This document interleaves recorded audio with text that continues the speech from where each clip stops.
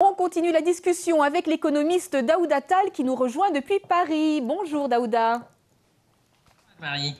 Alors Daouda, où est-ce qu'on en est de cette fameuse intégration africaine? Pourquoi ça coince encore? Eh ben, écoutez, l'intégration africaine, elle coince encore parce que tout simplement, il y a la volonté politique manque.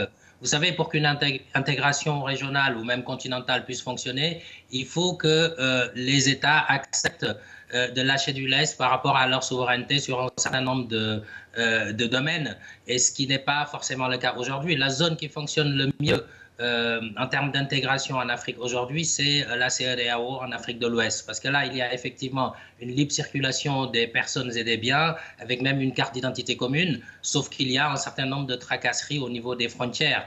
Donc, ça dépend vraiment de la volonté politique des États. Moi, je crois qu'il faut véritablement des zones régionales intégrées, Afrique de l'Est, Afrique de l'Ouest, Afrique du Sud, Afrique australe, etc., pour qu'on arrive enfin à une Union africaine qui puisse garantir une intégration complète. Mais c'est mettre la charrue avant les bœufs, de vouloir faire l'intégration, l'Union africaine, avant que les espaces régionaux ne soient véritablement intégrés.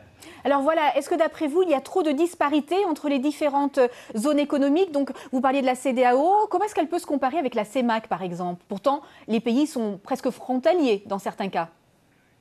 Effectivement, mais le problème, c'est qu'au niveau de la CEMAC, au niveau de la CEMAC, il n'y a pas cette libre circulation des biens et des personnes surtout, parce qu'il y a un certain nombre de blocages, ce qui n'est pas le cas, pour répondre à votre question en termes de comparaison de l'Afrique de l'Ouest, qui n'est pas forcément le cas, parce que c'est une région qui est plus intégrée. Sauf que vous avez parlé tout à l'heure, par exemple, de la zone de libre-échange continentale.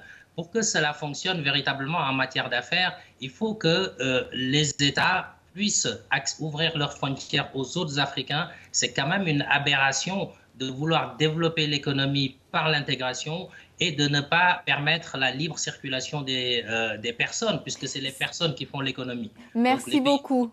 ont beaucoup à faire à ce niveau-là. Merci beaucoup Daouda pour ces précisions.